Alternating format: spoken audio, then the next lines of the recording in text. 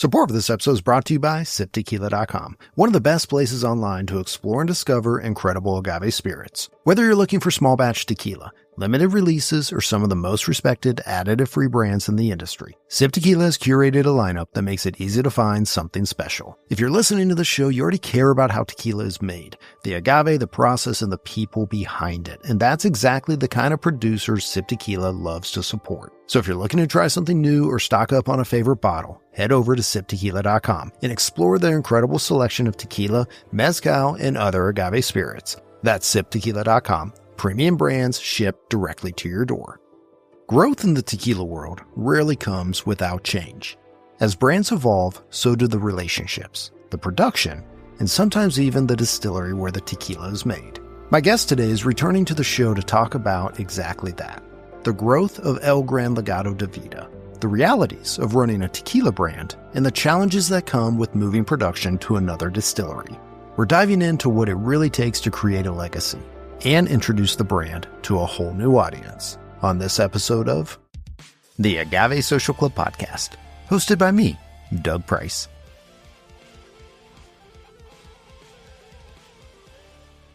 Welcome to the show. This is the Agave Social Club podcast. I'm your host, Doug Price. My guest today has had some big changes with his brand, and he was first on the podcast back in October of 2022. He is back to fill us in, tell us about the future, and share some big news. I'm here with El Gran Legado de Vida founder, Steve Vera. Steve, welcome back to the show, my friend. Hey, thanks for having me, Doug. So, Steve, October 19th, I checked the date, 2022. You were back then a fairly newer brand to the market. For anyone who missed that episode, can you give us a little bit of a recap of your story and how El Gran Legado de Vida started? Yeah, absolutely, Doug. Well, man, it's just even hearing you say that, that was close to 4 years ago when I first started in this industry. No know-how in it, really. I used to manage artists, sports figures, and entertainers for 16 years out of California. Big difference from, agaves and farming and the whole nine. So when I moved to Mexico close to 12 years ago, I wanted to create a legacy in a place that opened up their doors. I'm not originally from Mexico. I'm from California. And coming here, I moved here because of love. My wife is from Guadalajara, and she's the reason this whole Mexico journey started. I really wanted to diversify a little bit of my cash flow, and I started purchasing some land in Vista Hermosa, Michoacan. Didn't know back then why land so cheap, what it all entailed. I really didn't know much about Michoacan as I know today, but that's a whole other story. Yeah, so I started planting agave. Back then, I did have a business partner, had a different feel of what he wanted for the business. We started planning, and I say about year 3 of planting the agaves, we had close to 700,000 plants planted. So A lot of plants planted, very good portfolio in the agave world. But we started to really sit down and think, hey, what if this agave goes down? What will we do then? Because it will always go down. It will go back up at some point, but there are cycles. Yeah, and I did not know that then. Again, coming from a world where I know celebrities, I know branding, I know alignment, being an entrepreneur since age 14 in many different businesses, I didn't know anything about this, and it has been quite a journey. We, with my ex-partner, we decided then what our business strategy was to create a brand, created the brand, and I believe it was April of 2022. And within a month, we chose a distillery. Distillery chose us, which was Cascaween, NOM 1123, for those that know. It was amazing for the first 2 months, and my business partner then decided, hey, you know what? This is probably not for me. I was able to buy him out right away, and it has been 100% me from then till today, and it has been a roller coaster, Doug. Yeah, Steve, I've known you for a handful of years. You're a business guy. You're focused, you're driven, you've had success outside the tequila industry. And you've been building this brand for a few years now. And while, like you just said, there are a lot of moving parts and there's a lot of people at the distillery, hands involved to make the production of tequila. But for the most part, in terms of brand building, this has been you. This has been you hustling. A lot of other brands, they immediately start growing the team and have different people, different states. But this has been you for the most part. I know you just now recently started growing the team, but this has been you hustling for the past 4 or 5 years. Since the last time you were on the show, what's it been like building a brand? Now that you're in it, you've seen it, you've done it, still lots to learn, but what's it been like over the past couple of years? Well, if somebody, which a lot do come to me almost on a weekly basis, hey, Steve, I'm going to start my tequila brand. Oh my God, I'm going to be the next guy that sells for 500 million, $1 billion, da da da da. And I look at them and, I don't want to pop anybody's balloon, but with what I know today versus what I knew when I first started, the first advice I would give is, unless you have a couple $1 million just sitting around, don't. Just don't. It has been quite a journey. A person like myself, knowing about business doesn't mean I know everything. It has been a roller coaster, as I already said. One thing I have learned is the only reason why El Gran Legado has managed to pierce through 8 countries now is mainly because I've wore 12 hats. Now, within those 12 hats, you're talking I'll be the driver. I'll be the accountant. I'll be the production guy. I'll be the Social the media. ambassador. Social media. I even designed my own website in the beginning. The list goes on. By doing that, yes, you save tons and tons of money, but you have slow growth. Now, by building the team, it has started to really pop, but that just means another million here, another million there, and that's never easy. But when you really do believe in the product that you have, the sky's the limit. And here's where the all for nothing, go for broke is really, really shows what you're made of. So yeah, that's where I'm at, I guess. What have been some of the biggest wins? I'm sure there's challenges. Want to get to some of the challenges over the past couple of years, but what would have been some of the big wins that you've had over the past couple of years? Big wins. We became the official tequila of the World Box Council. Now that's a pretty big deal for us. Why do I call it a win? If you look at the trajectory of a world champion boxer, these are typically guys that came from nothing, and all they had, it was their fists to be able to get their family out of real impoverished areas into leaving a legacy, and being able to connect with Mauricio Suleiman alongside the WBC World Box Council was a major win, I feel, for us. Yes, single barrels, special single barrels for those that know, like my grandfather's single barrel that I did and the meaningfulness of that, the various friendships that I've grown with in this tequila community, which is awesome. There's so much support and whatnot. It has been amazing. It's hard to pinpoint really what major goals we hit and won in. It's just being able to learn and be where we're at today. I think the biggest win has been being able to give back to Mexico in a major way by creating No Step Skipped and creating a legacy brand, as my bottle states in every single one, un tributo a México, tribute to Mexico, be able to give it back. And I think that's really what it is. So the boxing thing, this is a big thing. And this was just through the relationship that you had. And as you continue to grow that relationship, I mean, I've seen the boxing gloves at shows that you've been at. You're very involved. I mean, you are the tequila of the WBC. What has that been like for you in terms of, I mean, I know you've probably had to scale some things and a lot more eyes on the brand, but what's that been like for you? It has been great. And I'll tell you why. My main focus when I first started the brand was to create a very niche artisanal product, unlike many other brands. And the niche part came in with having our own agave, our single estate agave from Michoacan. Not a lot of brands have agaves from Michoacan. The terroir just brings a different spin to the game. But going from the aficionado world, which is less than 1% of the tequila drinkers in the world. And you'd probably know the numbers better than me, Doug, but how many liters is that a year in the millions? Yeah. So imagine that I said, well, if I wanted to scale, I needed a platform where I could go back to my original roots, where I used to manage artists, sports figures, and entertainers, where I know that world very well and how to be able to connect with these people and focus on that 99% of the people that don't know there's a difference between tequila and well-made tequilas. Yeah. And that has been my biggest challenge. And now my biggest push and passion behind the brand. El Gran Legado, right out the gate, was a huge crowd favorite for the aficionados.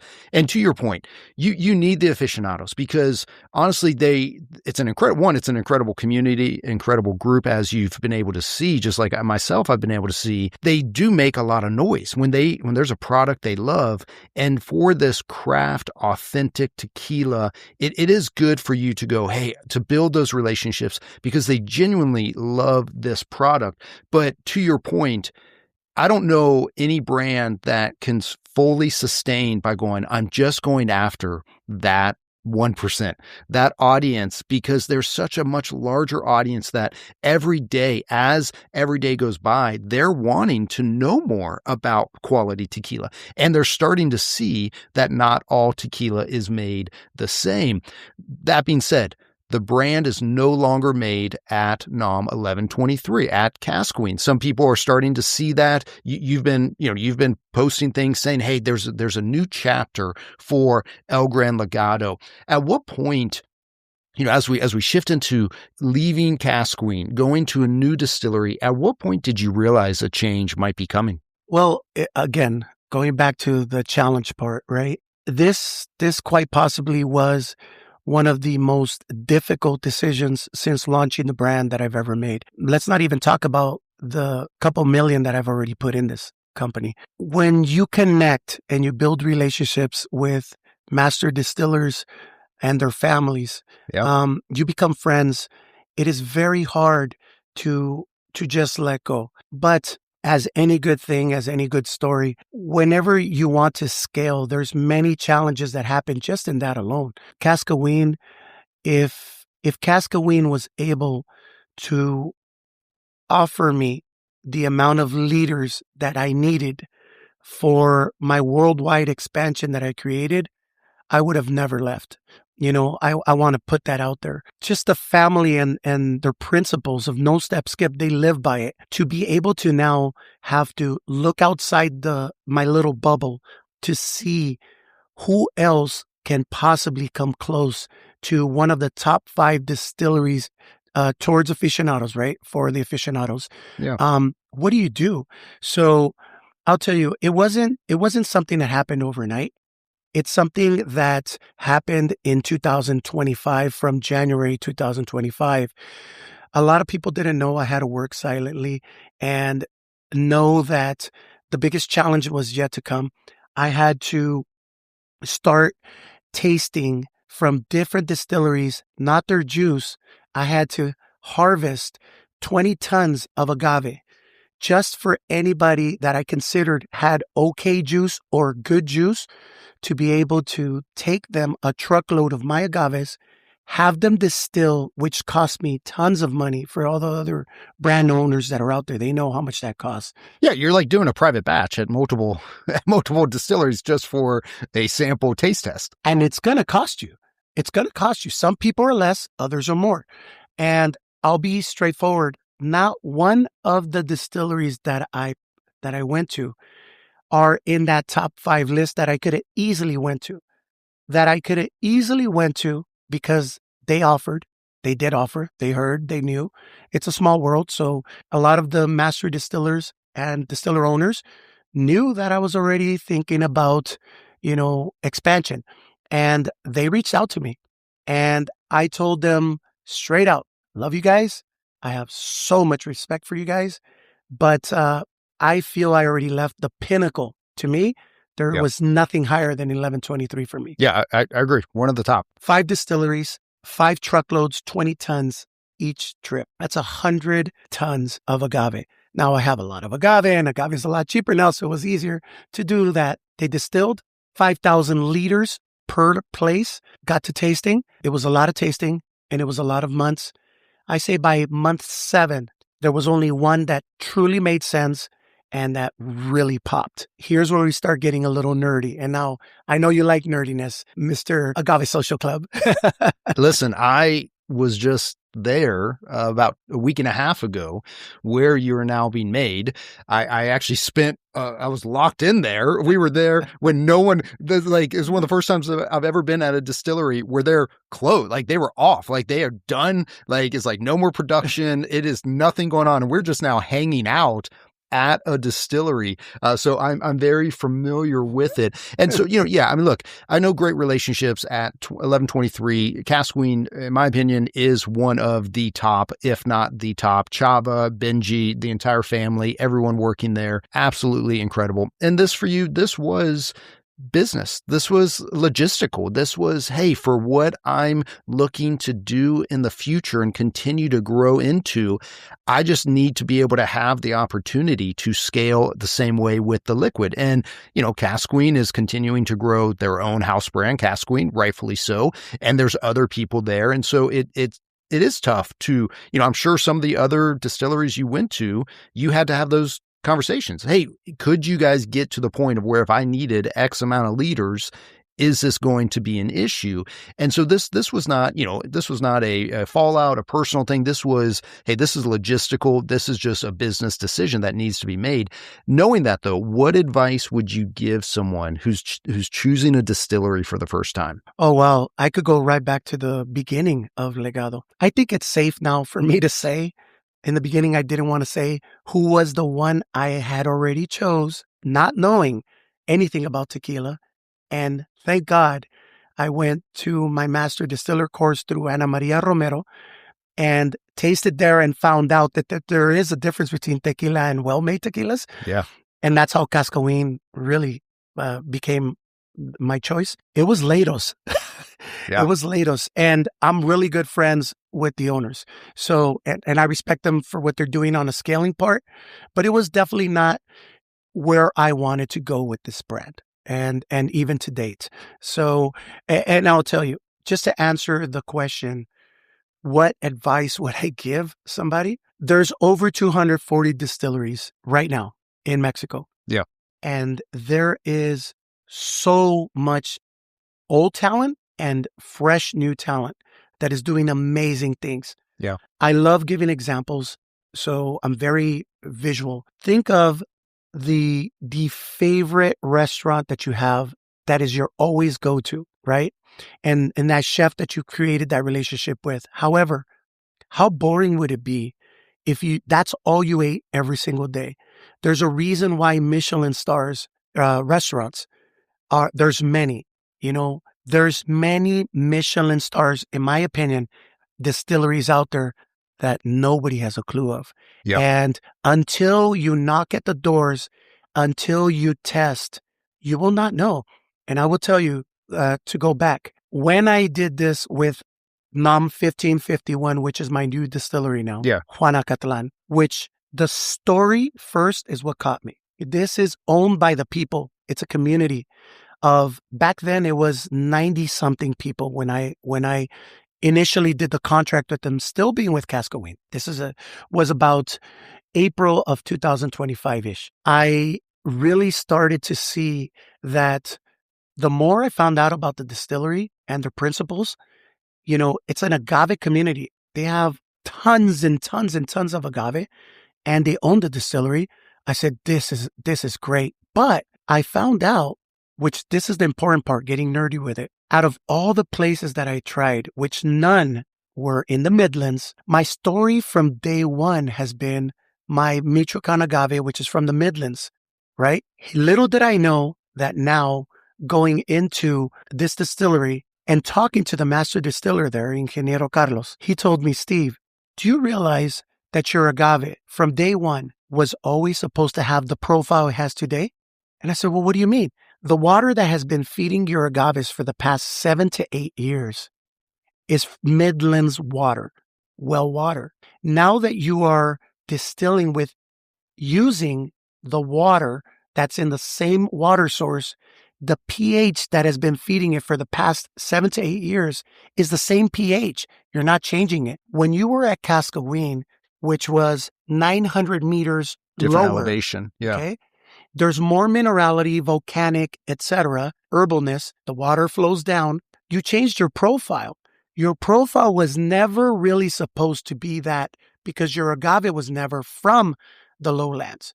Now, here's where I get technical with it. In 1123, every single brand that is in 1123, all friends of mine, starting with Chava and all the way down, every single one uses agaves from the lowlands. So the water source is from the lowlands. The reason why Legado always popped and was different than every single brand from there was because my agave was different, but it still had the same water. So it gave me a different profile, but it was never the profile that it should have been from day one. And I noticed it now being at 1551 that I went from earthy, herbal mineral notes to citrus floral notes. And that's what blew all the aficionados that have tasted my brand already. They were like, holy moly, this is beautiful. There's so much more agave. And I said, you know why? Because now my agave is allowed to pop.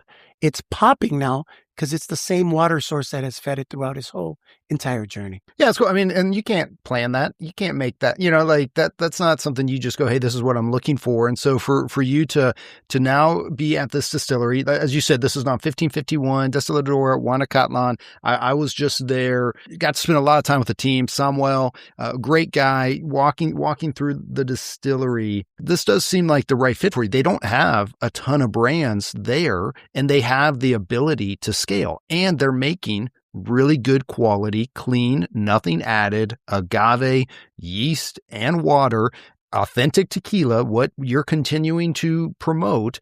And now you're able to take it to a much larger audience, which, was kind of the game plan since day one. You nailed it there. Why? Why no more Cascaween?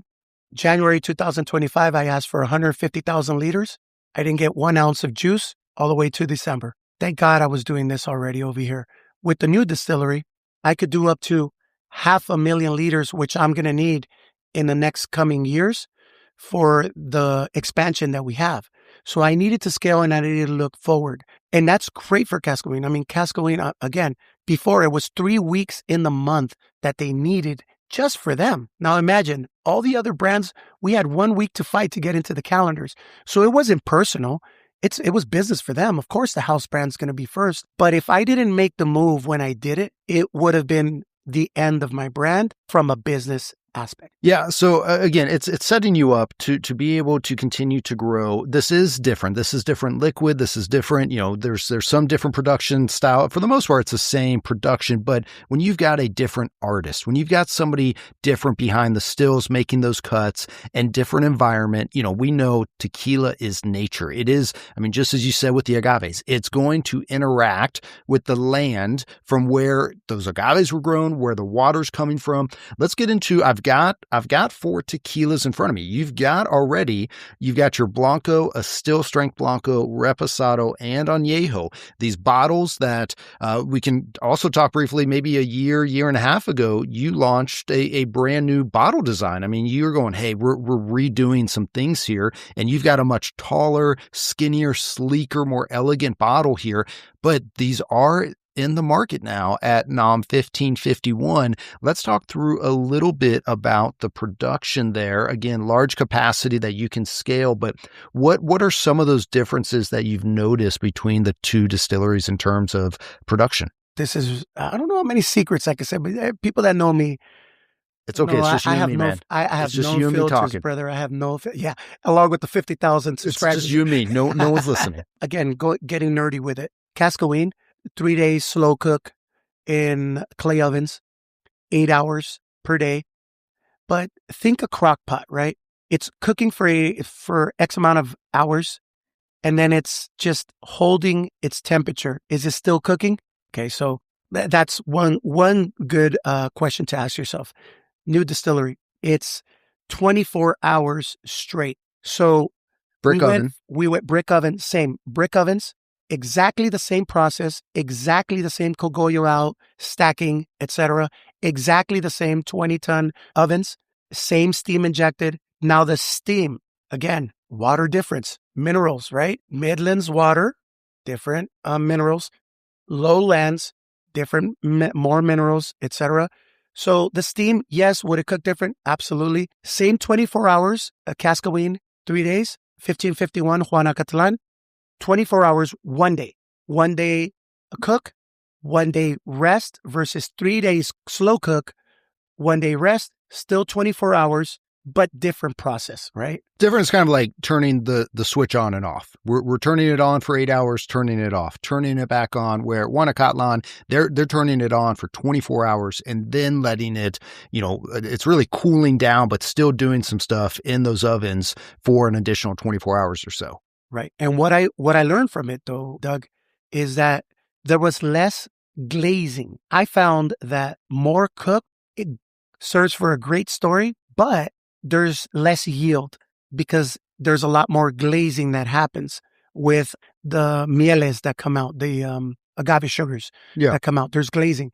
So there's more yield cooking the 24 hours straight and taking it out. And I know because I know how many liters I've received. And the taste was a richer taste of more agave. Like the cooked agave that I taste now versus before, in my opinion, tastes a lot more yummier. It's hard to say that. I know I'm going to get a lot of backlash for this. There's people that, will wear their Nikes and their Nikes are the best brand on the planet. And there's nothing better than that. And for a long time for me, there was nothing like 1123 cooked agave fresh out the oven. Yeah. But I've tasted this new one and it's really great. So we've been talking a little bit about, we've heard you say Midlands. We don't hear that too often. We talk about the Valley or the Highlands, but this is Guanacatlán. This is a distillery and there's not too many distilleries, really not many at all, that are more kind of centrally based where, they first would kind of coin Midlands. Again, we don't use that term a lot. Hey, this is Midland opposed to, but it's not really high and it's not down in the valley. And this is still using your agaves. So that is staying the same, but again, different process. As I said, I was there. You walk in, beautiful compound. I mean, big open area, beautiful compound, tucked away in this beautiful small town right there. And everything's kind of outside. When you go through the brick ovens, they are right there. It's covered. It's got a covering there, but this is outside. They're building another brick oven. They're getting ready for you to continue to scale another brick oven. So that I think 3 brick ovens in total. Once that one's done, the roller mill, all of that is happening right outside. And then it goes inside for, fermentation, where it looked like they had stainless steel fermentation and they weren't doing a closed fermentation, but they did have a little bit of a cover on it, but it was partially open, which I haven't seen that too many places as well. But again, all of those things are going to come into play to giving this a different profile than being made somewhere else. Yes, and that's a great observation, Doug. I'm very visual again coming at this. When I walked into that distillery, the first thing I noticed was the process area is completely exposed. And I did ask, I said, whoa, I've never been to a distillery where it's so open. And the answer that I received from Samuel, which that was that sealed the deal for me. He says, I've been in the automotive world for 30 years. Yeah. Germany. And he goes, and one thing I learned being Mexican, being in Germany for so many years, is that everything revolves around transparency. And when he used the word transparency, I was like, brother, you got me. I said, but elaborate. He says, the reason why everything's exposed, not only is it good because of the heat process, which could change your profiles, but having everything exposed, it gives you the sense of transparency. There's nothing to hide here. I love that. I was like, dude, this is like, not only is there so much scaling there, because for example, that the roller mill there is one of the craziest roller mills that I've seen. It's a four-part roller mill. So when that thing comes out, the manpower of scoop it back up, throw it to the beginning and all of it, do it again and scoop it back up. There's less manpower, but this man, he comes from where efficiency is everything. Do it once, do it right, and get more production done, right? Hence why they're doing 80 ton now brick ovens. Yeah, that exposed area, I absolutely loved it. It serves great for like when you're doing tours. That was different than I had ever seen. Going into the fermentation tanks and the distill, the difference there was stainless steel, which I was like, well, wait, all the other places I've gone to. But they do have a copper coil. So it is copper do. coil, stainless exterior copper coil. So you're still getting the benefits of the copper. Everything's authentic. I mean, everything to go, hey, brick ovens, roller mill, who knows, maybe one day they'll add a Tahona, but there's amazing tequilas without Tahona not needed. And so roller mill going into fermentation and then distillation, double distilled with copper coil. I mean, everything for you to go, okay, you're capable to hit everything I'm looking for, and then using your agaves. I've got this Blanco here, and then you also have a high proof. So I'm assuming the high proof is what this comes right off the still, 54.5 or so, and then you guys are proofing it down to your original, your standard Blanco at 40%. Is that accurate? That is accurate, Doug. And I'll tell you, my signature piece from day one has been our still strength 2022 when we first launched. In November of 2022, there was Tequila Matchmaker back then.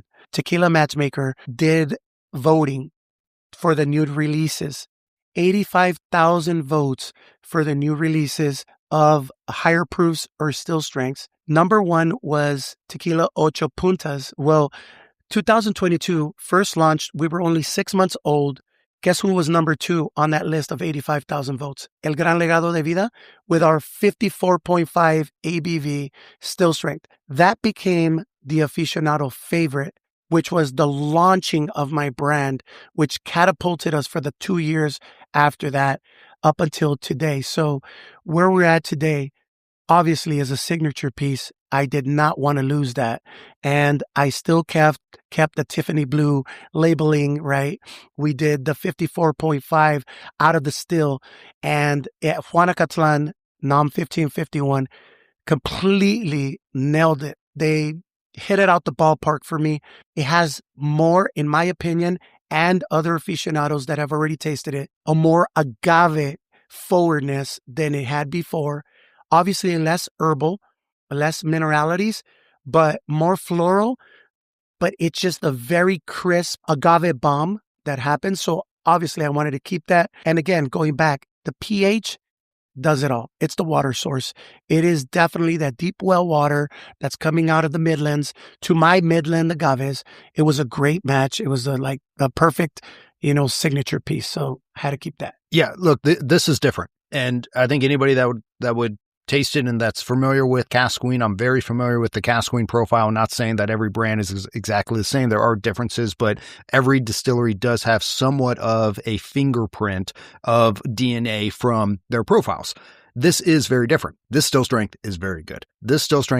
And you are correct. There is more citrus. It's a little more floral there. This is, that agave is there. It is, I feel that 54.5, but it is a really good flavor. And then to go down to the 40, it is sweet. There's a natural sweetness that it is really good. It is different. Again, I don't think you went to these different distilleries and said, this is my tequila. I need to replicate this exactly as is. You knew, hey, this is a new chapter, a new journey. Yes. My goal is to create a tequila that is authentic, no steps skipped. This is something that people can get behind. And here's the reality. You're going to have a few different categories. You're going to have people that will taste this and they will know immediately, hey, this is a different profile. This is, and it's up to them, better or worse. They'll go, hey, I like it, or I don't like it, or I think it's better, or I don't think it's better. Whatever it is, everyone's profile, palates are different. You've got people that will not even know that you changed distilleries, and they will try it, and they will go, I don't even taste a difference. And then you've got the largest segment. You've got an audience that you are continuing to reach that is not exposed to good quality, authentic tequila. And when they try this, they're going to go, this Blanco, I could just sip on. I haven't played it, within cocktails, but it is, and I've tried other Blancos from that distillery. This is different. There is a different profile here, and that still strength is very solid as well. Again, hitting all the notes there. I have sold more juice outside of the U.S. than I had in the U.S. There's a market so large outside. US is big, and I get it. All the stats say the number one for tequila in the world is the US. Yeah, because everybody's focused there. Absolutely. It costs me a lot less to just cross the border from here to Mexico. For those that know, I live in Puerto Vallarta. From here to the US, it's a hop, skip, and a jump. It takes huge pockets. It takes huge, I don't want to use the word, but guts, let's just say guts, to go outside of the US. The further you go, the more it costs and the more the challenge because it's further away. But in 2025, I sold more outside of the US than I did in the US. And that's when I realized there's a huge market out there where you're right, Doug. They don't know what well-made tequila is. As a matter of fact, they think mixtos, because that primarily it's mixtos out there, and they think that's tequila. So when they taste this, they're like, what is this? I've never had anything like this. I'm like, well, you're actually drinking tequila. And with that said, the market is, boom, open for me. So if I focus, now, not that I'm completely saying no US, I'm American. I will never say no US. US is very important for any huge market. Huge. And it's important for any brand to be in the US. But this was a great marriage per se, because I could still stay traditional, not skip any steps, take care of my aficionado market, where before I could not do different profiles that I've wanted to do where I was at. Today, there's no locks on it. If I want to do fermentation with bagazo, I can do whatever I want to do now. Yeah. And that is where it's going to be awesome for the aficionados. Well, they've got the space, they've got the room, they're open, they've got the luxury of playing around and experimenting. So, you could say, hey, I want to bring in a few small wood fermentation tanks and have them, they've got a lot of land there, and that's a fun spot to be in. As we go into aged expressions, there's a barrel house. I mean, that barrel house was where we sheltered in place. They've got this big, beautiful barrel house, bigger than what I've seen at former distillery. I mean, they've got a very large barrel house, and that comes into play as well, where you've already been storing barrels there, and we've got a reposado. Tell me a little bit about this reposado, how long, and then we'll get to the añejo, because añejo is a little different for now, but tell me a little bit about the reposado. Absolutely, Doug. So the reposado, again, the environment of the oak will dictate what the juices that's going to come out of it. So this is a 7-month reposado, and I'm using American oak here, only American oak. Okay. Where before I was using a blend of 2 different barrel sources. Now, why did I do this? Obviously, I needed to create a profile fairly quickly. Now, for those that know, American oak could give you in right dead center 3 months, 4 months, already a reposado right away.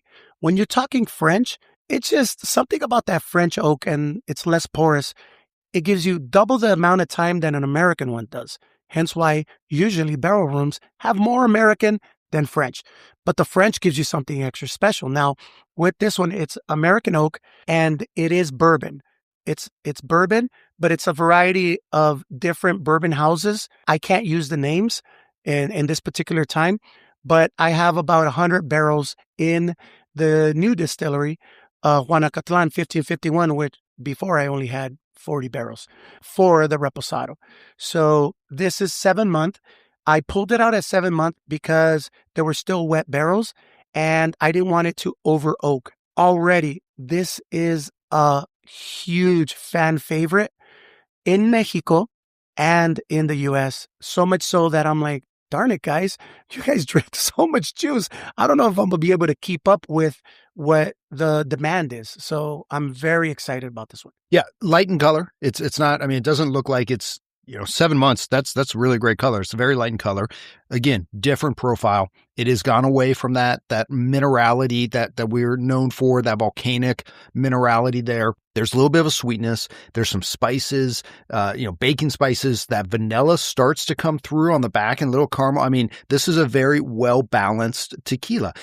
I would think for people that are getting into tequila would go, oh, okay, this is a very well, that citrus still follows suit from that Blanco. That citrus still is reminiscent there with the Reposado, but a very clean and a very good tasting Reposado. I have to point out somebody here if I'm allowed to, but a good friend of ours, Greg Bartolotta, those that know him, aged agave.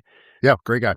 When he tasted all four of my SKUs, he was blown away by it. This was his favorite. He was like, "Oh my God."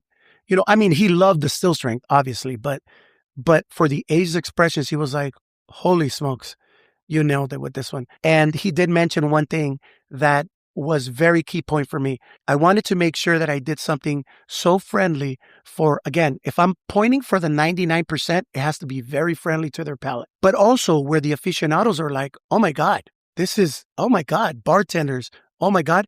That is when I knew we nailed it with this one. So I'm very excited about that. There's good flavor there. There's good flavor. And then a little something different that, probably a longer conversation, another conversation. I knew you were coming there, Doug. So this añejo, we're doing math and we're tracking when contracts were signed. You do have an añejo that has been released from 1551 that has that nom. It has the nom 1551. But is this liquid from Guanacatlán? I'm glad that you asked that because, again, transparency is everything. And we believe in transparency. When I talked about, the challenges early on and the learning, you never stop learning here. And there's always a challenge. So the math is in mathing. You're correct, Doug. The math is in mathing. So obviously, right away, all these aficionados hitting me up like, "Wait, you're saying you're releasing something from Guanacatlán when, 7 months and and you have an añejo?" The math is in mathing. Here we go. So when I did the release back in 2025 of my añejo from Cascawin, NOM 1123, there was 2 barrel sources, obviously, French oak ex Martel VSOP cognac barrels, and there was bourbon American oak barrels. I let them both rest separately 18 months. After 18 months, I did a blend and created this masterpiece. I call it the Elegant Añejo. People were blown away. It hit the U.S. market. It hit other market. It hit the Canada market. People were blown away. What nobody knew is that I had 850 liters still in my tanks of añejo at Cascawin. Okay. When the move happened and everything has to go, all my assets have to go to the new distillery, barrels, tanks, liquid. Here's where I found out something which I didn't know. When the liquid moves with you, it cannot have the nom of where it was made. It has the nom of where it was packaged. So that is where I really want to emphasize it because I did not know that. So it was my juice that was made at Cascawin. It's Cascawin juice. Yeah. It had to go to the new nom. New nom gets the 1550. Everything was registered now under the new nom. Yeah. So now it gets the label of 1551 on there when it was juice from Cascawin. So this is very important to put out there. I've already told a lot of people that have asked me directly that the juice is Cascawin juice, but it was bottled at 1551. Hence, that's why it says 1551 on the back. And look, it's delicious. I mean, anything out of Cascawin is delicious. And there is a different profile here. It is exciting to see as time goes on what your current añejo will be. But something for listeners to take note of is right now, they have an opportunity to go purchase El Gran Legado Añejo. And for a moment in time, that liquid will be from a different distillery that, some people may go, hey, this is a little bit of a collector's item. This is something to stock up on because we haven't seen what it's going to do with, the new production just because of time. So at what point, you've got tequila in barrels. How long before we will get to be introduced to the new profile of the añejo from 1551? Well, can I give you a little secret that nobody really knows? Okay. I also had barrels. I had single barrels and I had barrels in Cascawin. Again, remember what I said. All my assets have to go with me to the new. So there will be some very special releases that are happening within the next few months, single barrels that were Cascaween made juice for Legado, that were barreled at Cascaween, that will have the 1551 stamp in the back, but it was made over there. Now that is going to be a collector's item because we're talking 30 and 32 month barrels, almost extra añejo coming out of Cascaween. And those are single barrels that a few stores, you've got a few relationships across the U.S., a couple different stores will have those. So once we start seeing... Can I mention them or no? Do you want me to mention them? You can mention whatever you want to mention. I mean, okay, so here we go. Liquor King. Liquor King came in.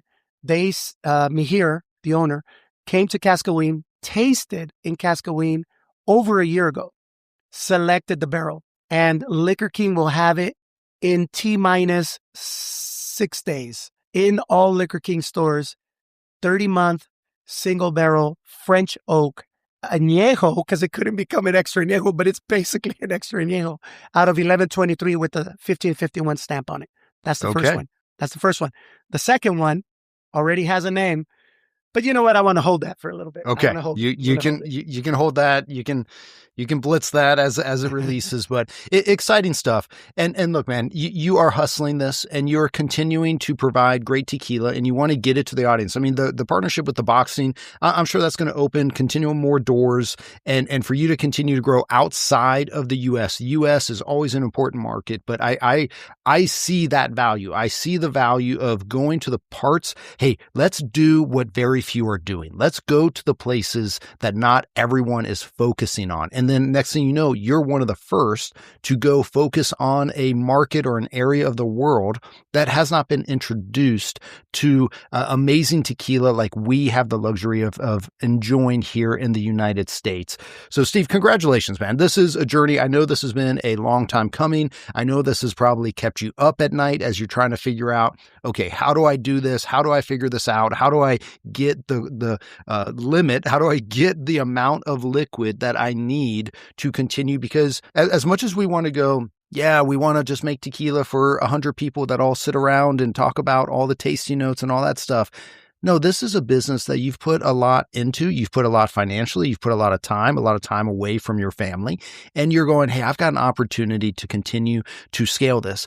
And let's not forget Legado. What you're creating a legacy, not just for you, but for your family and for Mexico. So congratulations on this change. I want to encourage people to try the new profiles. You will be very impressed with the new profiles. Again, this is going to be different, just like it should be. This is nature and everything plays its part. And this profile will probably be a little different in 5 years because again, nature changes everything. But Steve, thank you for staying with it and for continuing to push through and for coming on the show and for sharing, hey, this is the future of El Gran Legado and it's a very bright future. Hey, well, you know what? Thank you, Doug. From day one, we launched in May, October. I was doing my first podcast with you. This was right after COVID, right? It was a very tough time for all of us. Some would say launched at the worst time. You know, Agave Social Club launched at what some would probably say the worst time. Not too many social clubs were started in 2020, but I started one. You started, and I really, really wholeheartedly, you know this, and I've said it numerous times. I thank you, brother. What you have done and what I've seen you create in these past years is absolutely out of this world. We are powered by, you know, my Lord and Savior Jesus Christ. I got to say it, and you know, I strongly advise people that want to plant a seed and, you know, put it forward to go with these well-made tequilas. There's many of us out there, not many in relations to all these commercial brands, but go out there, grab yourself a bottle. You know, you're planning it forward to all these Mexican families that are out here. You know, we're excited about our brand new website that we launched. Cost me a lot of money, but it's beautiful. You could buy direct now at www.elgranlegado.com. You could buy directly from us now, get merch and all that. But more importantly, a lot of the proceeds that are from our personal website are going right back to the communities here in Mexico for those that care. Yeah, they should care because we want to be giving to Mexico more than we're taking from Mexico.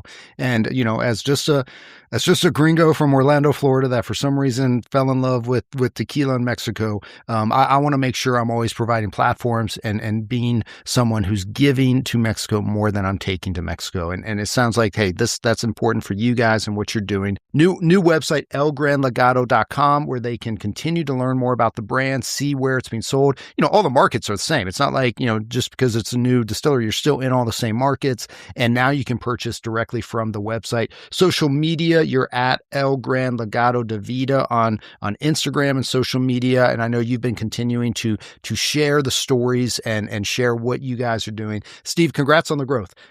All the new changes. I want to encourage listeners to go and to support this and to pick up a new bottle of El Gran Legado and try it out for yourself. Steve, thank you for coming back on the show, man. Thank you, 2022. Doug. Let's go. That was a long time ago. Let's go, baby. Well, it's a privilege. It's a privilege, Doug. I'm telling you right now, and I know you know it.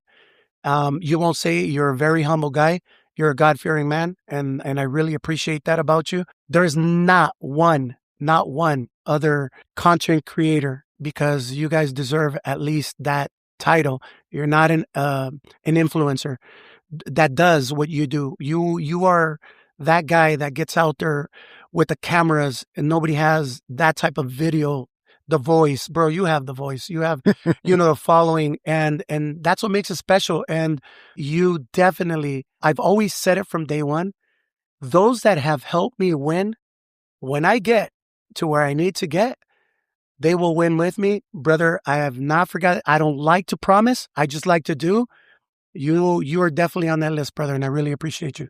I appreciate it. And thank you for all your encouragement. You have been very encouraging over the years. Steve, thank you for coming back on the show and for sharing all that's new with El Gran Legado. Like I said, a lot of exciting things, and can't wait to see what else is coming up with you guys, and also those single barrels. So listeners, be paying attention when these single barrels drop. Maybe Steve will give me some heads up the week they're dropping, so we can make some noise and make sure people can find them, because they'll be worth searching out. Steve, congratulations again. Cheers, my friend. Cheers, brother. Salud.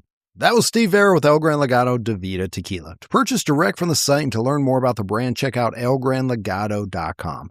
Be sure to sign up for our mailing list to stay up to date on all things Agave Social Club and to enjoy brand discounts. I'm Doug Price, and thanks for listening.